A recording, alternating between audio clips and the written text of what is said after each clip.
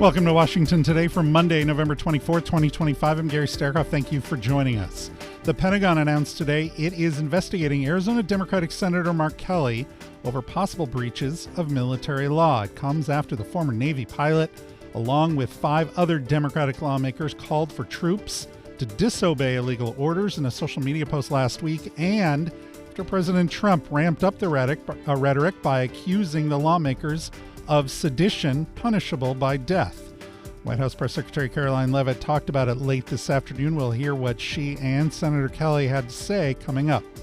The UN Security Council met today amid escalating tensions in Gaza. The meeting follows last week's approval of President Trump's peace plan there. We'll hear what the Palestinian ambassador, the Israeli ambassador, and the head of the U.S. delegation in New York today said about the situation there in a few minutes. We'll start at the White House. Here's what Karoline Leavitt told reporters this afternoon. The White House is supportive of the Department of War's investigation into Senator Mark Kelly. And I think what Senator Mark Kelly was actually trying to do was intimidate the 1.3 million active duty service members who are currently serving in our United States Armed Forces with that video that he and his Democrat colleagues put out. Senator Mark Kelly well knows the rules of the military and the respect that one must have for the chain of command, and that all lawful orders are presumed to be legal by our service members. You can't have a functioning military if there is disorder and chaos within the ranks, and that's what these Democrat members were encouraging. It's very clear, and not a single one of them, since they've been pressed by the media, and I'll give you guys credit for that, can point to a single illegal order that this administration has given down, because it does not exist. They knew what they were doing in this video, and Senator Mark Kelly and all of them should be held accountable for that. And earlier today, Senator Kelly posted on social media, Secretary Hegseth's tweet is the first I heard of this. I also saw the president's posts saying I should be arrested, hanged, and put to death. If this is meant to intimidate me and other members of Congress from doing our jobs and holding this administration accountable, it won't work. I've given too much to this country to be silenced by bullies who care more about their own power than protecting the Constitution. As we said, Senator Kelly is a retired Navy captain. He and other members in this video from last week all have military or intelligence community experience. His post today included a Navy uniform that was covered with medals, including 2 distinguished flying crosses. Here's what the senator had to say yesterday on Face the Nation. Well, Margaret, what the president said is very serious. I didn't think he would step over that line, calling for the execution of members of Congress. And his words carry tremendous weight, more so than anybody else in the country, and he should be aware of that. And because of what he says, there is now an increased threats against us. I'm not going to get into, details on my personal security, but as the husband of Congresswoman Gabby Giffords, I understand what political violence is. The president should as well. Just like Gabby, somebody tried to assassinate him, and he should understand that his words could have serious consequences. And I remember just weeks ago hearing from the president and other Republicans about the need to dial back the rhetoric after the tragic shooting of Charlie Kirk. When it comes to what happened to that? That was 2 months ago. Yeah. Where are they now? We've heard very little, basically crickets from Republicans in the United States Congress about what the president has said about hanging members of Congress. That's what I wanted to ask you. Why aren't we hearing from your Republican colleagues? And in terms of your security, I understand there was a request for you to get a boost in Capitol Hill security support. Are Republican members on board with that? I don't know. I've heard them say, very little about this. I think, the president tries to intimidate them. He tries to intimidate Congress. He looks at government accountability as a nuisance. And I think it's really important for people to understand, Margaret, that the message he sent a couple days ago was he declared that loyalty to the Constitution is now punishable by death. Those are serious words coming from the President of the United States. He's trying to intimidate us. But Margaret, I'm not going to be intimidated. You know, you just heard Jason Crow. He's not going to be intimidated either. We both served our country. We swore an oath. All we said is we reiterated what basically is the rule of law, that members of the military should not, cannot follow illegal orders. Arizona Democratic Senator Mark Kelly on CBS yesterday. Senate Democratic leader Chuck Schumer is also speaking out. He said on social media today, quote, Trump is attempting to use the Pentagon as his personal attack dog. Just days after calling for violence against members of Congress, this is what dictators do. I stand with Senator Kelly, as should any American who doesn't want to be ruled by a king. And one of the other Democrats in the video is also speaking out. Axios reporting that Representative Jason Crow of Colorado has asked the U.S. Capitol Police to investigate President Trump's statements. In his request, Representative Crow's office said, quote, after these messages by the president, our congressional offices have seen a significant uptick in calls and emails with violent rhetoric and additional threats. As we heard Senator Kelly say, Representative Crow was also on Face the Nation. He explained more about what he meant in the video about refusing illegal orders. The standard for troops, as I understand it, is that they should consult with the staff judge advocate, the staff legal counsel, regarding orders if they have legal questions. There is a process in place. Are you telling the rank and file troops to go outside of that practice? No, absolutely not. Let me use an example of how this plays out and what this looks like downrange, as we say in the military. Yeah, because it sounds like you're putting a lot of pressure on those people downrange. I did 3 combat deployments to Iraq and Afghanistan, and before each of those combat deployments, I sat my soldiers down, my paratroopers and my rangers, and we talked about the law of war. We talked about lawful versus unlawful orders, about the protection of civilians in conflict, right? Because you can't wait until a soldier is in the moment and has to make a split-second decision about what to do to train them. Right. You have to talk about it. You have to train them before, which was why we put this video out, to get people thinking about their obligation. And all of the threats and all of the things the president have said would be manifestly unlawful and would be the types of orders that people shouldn't carry through because they would be murder if people actually did the things that Donald Trump threatened. But we don't know yet that the deployment of troops on U.S. soil, if you were referring to the National Guard deployments in major U.S. cities, is actually unlawful. That's tied up in the courts right now. Well, we're talking about the decision of troops on the ground out in operations, right? Their interface with civilians, shooting civilians, going to polling stations, which is a violation of U.S. criminal law. But things that haven't happened. You're afraid they will. Things that are manifestly unlawful that our troops might be put in the position to carry out because that is what the president has repeatedly threatened to do. So again, it's very telling that simply restating their obligation to the Constitution and the law, which we do constantly with our service members, gets this type of response from the president. You know, I am not going to be threatened and intimidated by the president of the United States. I have a job to do, and that is to ensure people follow the law. I took an oath to this country. It is a lifetime oath that I intend to carry out. And I am not going to be intimidated and threatened by the president and stop reminding people to follow the law. Colorado Democratic Representative Jason Crow on Face the Nation yesterday. Now to the ongoing talks to end the war between Russia and Ukraine. The Washington Post reporting officials said on Sunday that they have made progress working through a new version of a peace plan ahead of a Thanksgiving deadline imposed by the United States. This while President Trump faced mounting criticism from lawmakers and his own base over the proposal. Press Secretary Caroline Leavitt was asked about it this afternoon by Gray TV White House reporter John Decker. Thanks a lot, Caroline. There are a few Republican senators who are critical of the 28-point peace plan, including Senator Rounds, Senator Graham, Senator McConnell. What do you say to those senators who say that this is giving too much away to Russia? And has Russia made any concessions as it relates to a possible peace deal concerning ending the war in Ukraine? I would point any critics to the words of the Ukrainians yesterday, in which they said that they feel very positive about this plan. They've been very involved. They have had direct input on the language of this plan, and that we are in direct communication and correspondence with them.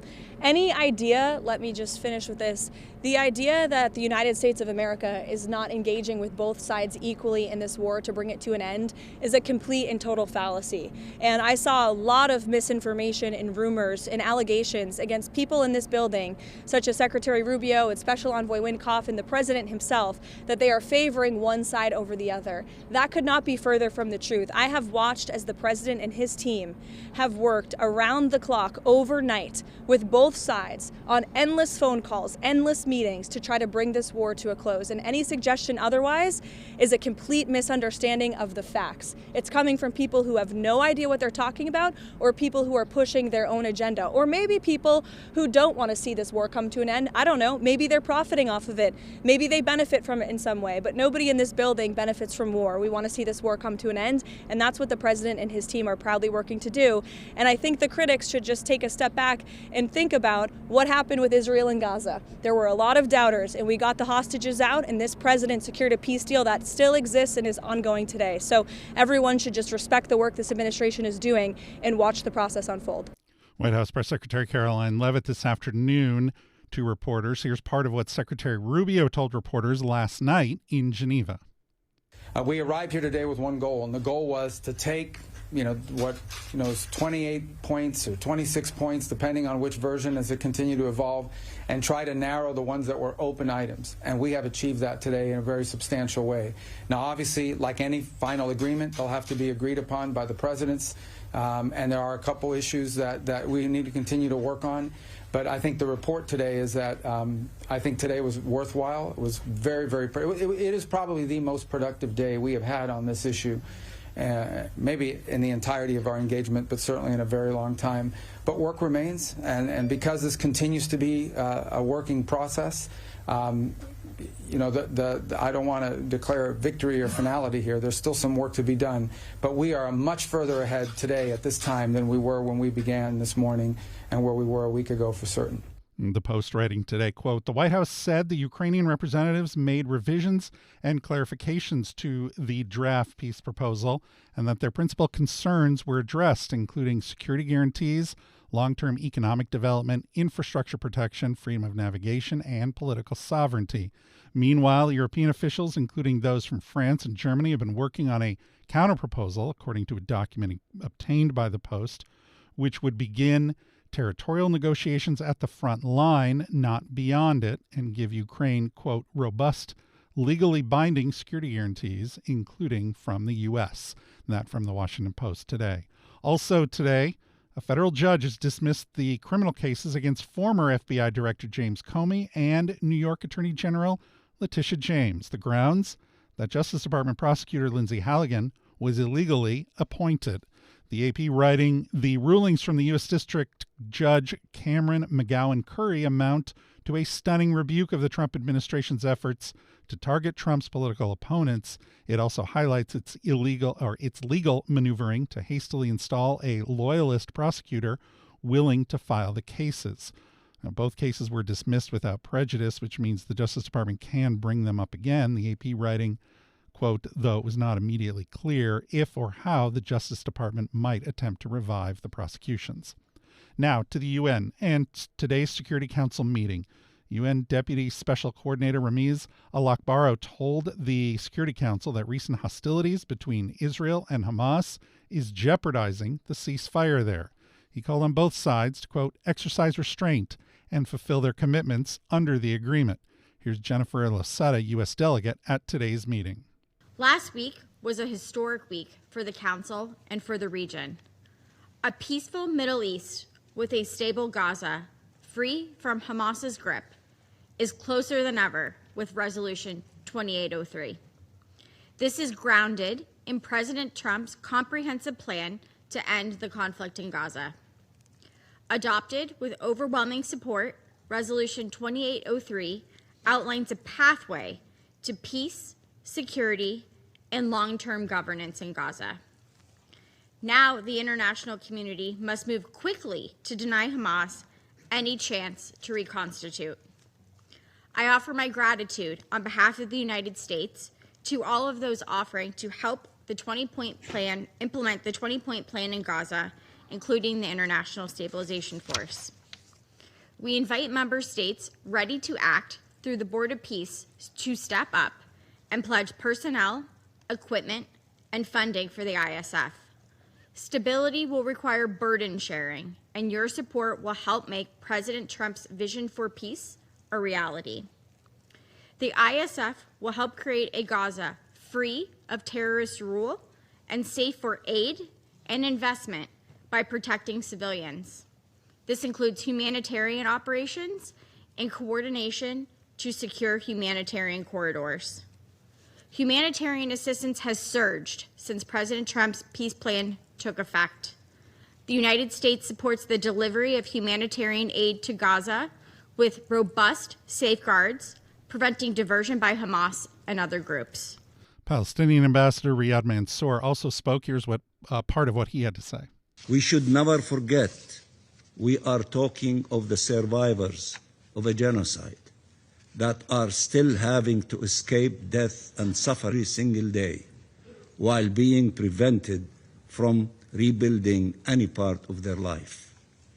Nothing justifies that families are confronted with the harsh winter in tents drenched in water, that their basic needs and rights are not upheld, that the health and education systems that have been destroyed are yet to be rebuilt. Nothing justifies that communities continue to be forcibly displaced. At every juncture, the U.S. administration has to intervene, often at the highest level, to prevent the ceasefire agreement from collapsing altogether. The mediators, the U.S., Egypt, Qatar, and Turkey, whose efforts are highly appreciated, instead of being able to focus on the day after, have every day to deal with the one crisis after another. Israeli Ambassador Danny Danon spoke to reporters at the UN today as well. Israel is fully committed to meeting our obligations under Trump's comprehensive plan to end the Gaza conflict. We already allowed hundreds of humanitarian aid trucks into Gaza each day. We have marked the yellow line. We released terrorists, including convicted murderers, and withdrawn our forces as required in the agreement. We are coordinated closely with our international partners. Hamas, on the other hand, continues to blatantly violate the plan. They missed the 72-hour deadline to return the hostages. They have already killed 3 of our soldiers during the ceasefire and repeatedly sent terrorists across the Israeli lines to attack our forces. The next phase ahead of us is the disarmament of Hamas. A ceasefire cannot survive while a terrorist organization keeps its weapons. A plan cannot hold while one side refuses to meet even its most basic obligation. Hamas must disarm. You can see all of today's Security Council hearing at cspan.org and the free C-SPAN Now mobile app. Also, yesterday in Lebanon, Hezbollah confirmed that its chief of staff was killed in an Israeli strike in southern Beirut. Israeli Prime Minister Benjamin Netanyahu's office said that the chief of staff was the Israeli military's target. Lebanon's health ministry said the strike killed a total of 5 people and injured 28. You're listening to Washington Today. Giving Tuesday is coming, a global day to support the causes that matter most. I'm Paul from C-SPAN, and if open access to your government matters to you, you don't have to wait. Make your Giving Tuesday gift to C-SPAN today. We bring you live, unfiltered coverage of Congress, the White House, and the Supreme Court, so you can access your government without spin or commentary. C-SPAN is nonprofit, commercial-free, and receives no government funding. We're powered by listeners like you. Make your Giving Tuesday gift now at cspan.org/donate. And thank you for supporting C-SPAN, your unfiltered view of government. Welcome back to Washington Today. In London, senior BBC officials testified before a House of Commons committee after a leaked memo raised claims of bias at the corporation.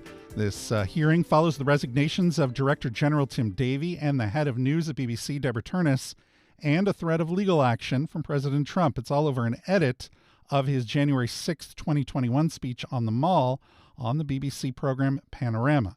Here's BBC Chair Shamir Shah. Did the BBC block the head of news from apologising for the Panorama programme before the 10th of November? I will directly answer that question, but if you may forgive me, I'd like to take this opportunity, first of all, to apologise to all the people who believe in the BBC and care for it and wish it to survive and thrive. I'd like to apologise to the licence fee payer who funds the BBC to deliver its mission. And I'd like to apologise to the thousands of people who work for the BBC, our staff, who work with such dedication and commitment to deliver the output we all enjoy so much.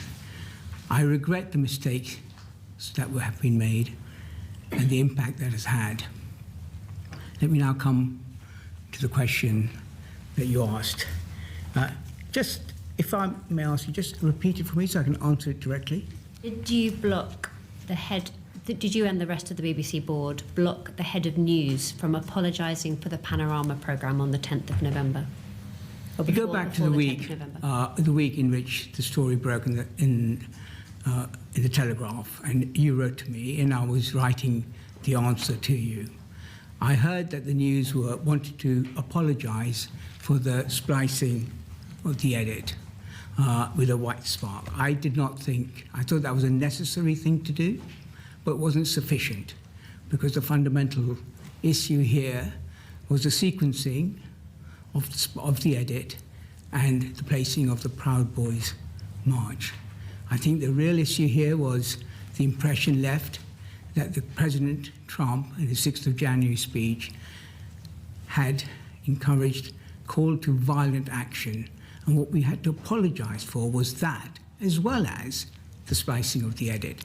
It's my view that editing interviews is a normal journalistic practice. So that in itself is not what the problem was. The problem was the impression that it led, that it was an impression that President Trump had called for direct violent action, and that wasn't the case, and that is what I thought needed to be apologised for. So the answer to your question is I didn't think it was adequate.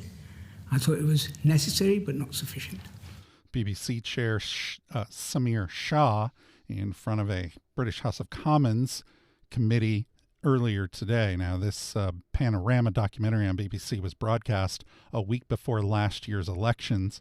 It included clips of the president's January 6th speech spliced together so it appeared he had told supporters he was going to walk to the U.S. Capitol with them to fight like hell. You can see all of today's House of Commons committee hearing at cspan.org and the C-SPAN Now mobile app.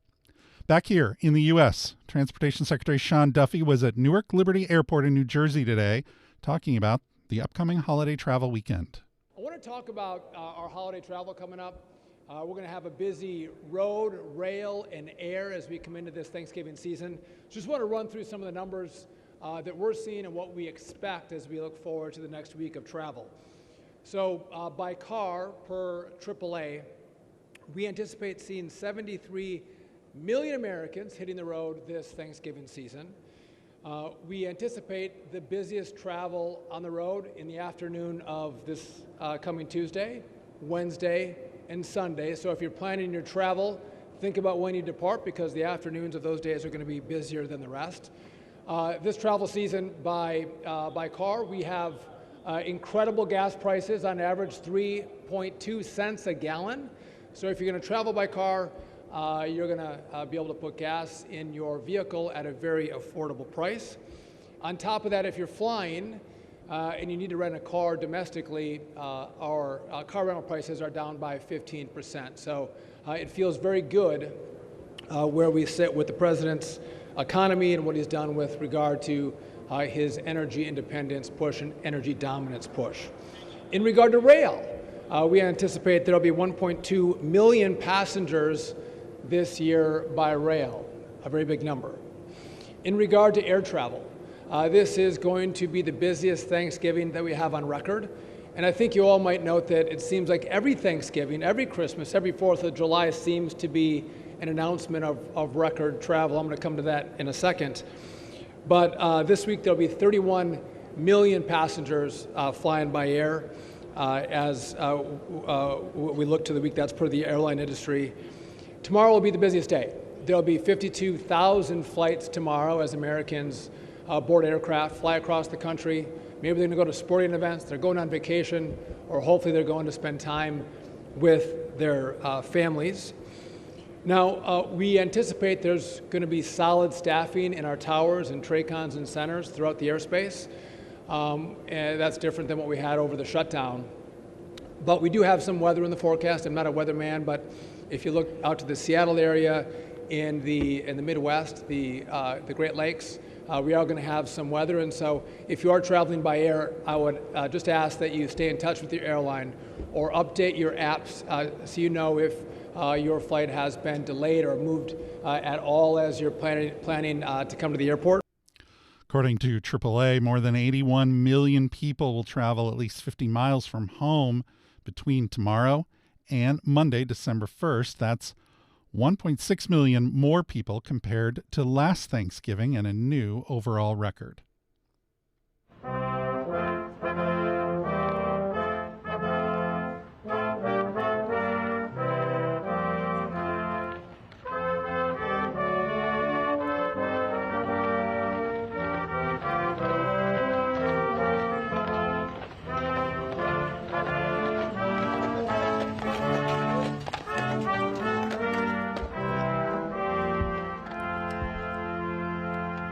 The sounds of the arrival of the official White House Christmas tree today. First Lady Melania Trump greeted the green carriage carrying the tree. It was drawn by 2 Clydesdales and driven by 3 men wearing top hats. The tree is a white fir from Corson's Tree Farms in Sydney Township, Michigan. The Detroit News reporting today that Corson's got the honor by winning the 2025 Grand Champion Growers title from the National Christmas Tree Association back in July. They are the first tree farm from Michigan to do so since 1985. Owners Rex and Jessica Corson were there with the First Lady today as the tree arrived. You can see all of it at cspan.org and the C-SPAN Now mobile app. But before all of that, we have Thanksgiving. And we believe the annual White House turkey pardoning will happen tomorrow and this week on C-SPAN's Extreme Mortman. We explore the history of that event. Podcaster Justin Young puts our host Howard Mortman's ear to the test to make him guess the year and president of great turkey pardoning moments from the past. Here's part of their discussion.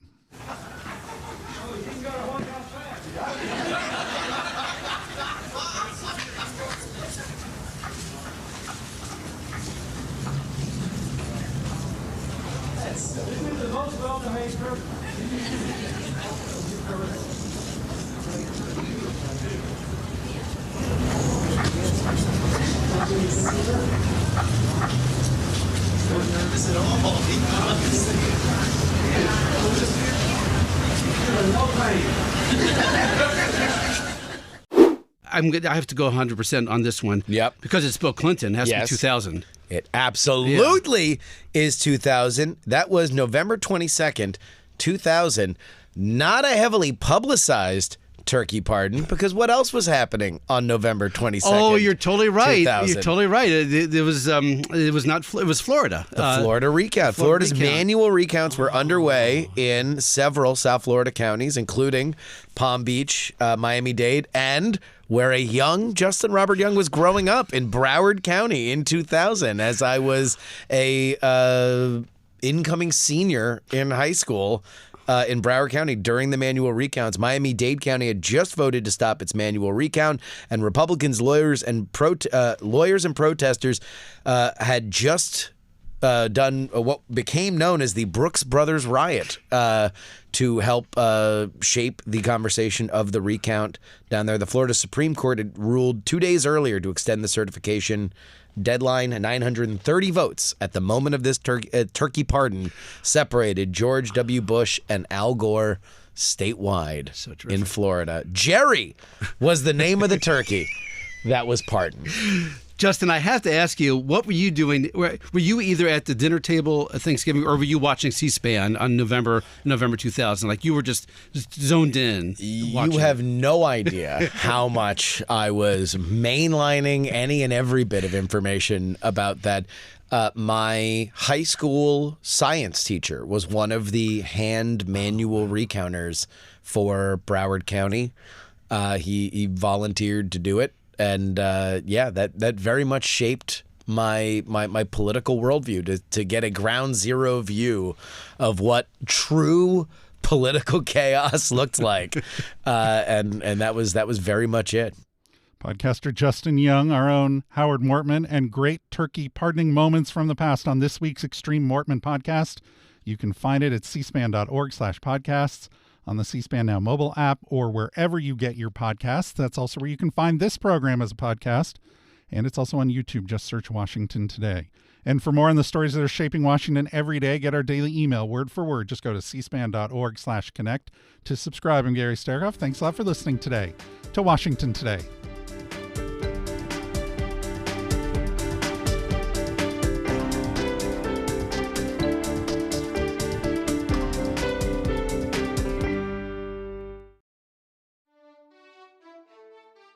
C-SPAN's Washington Journal, our live forum inviting you to discuss the latest issues in government, politics, and public policy. From Washington, D.C. to across the country. Coming up Tuesday morning, we'll talk about the mood of the nation with pollster, author, and communications strategist Frank Luntz. And the Navy Federal Credit Union's Heather Long discusses economic conditions in the U.S. and concerns about an AI bubble. C-SPAN's Washington Journal. Join the conversation live at 7 Eastern Tuesday morning on C-SPAN, C-SPAN Now, our free mobile app, or online at cspan.org.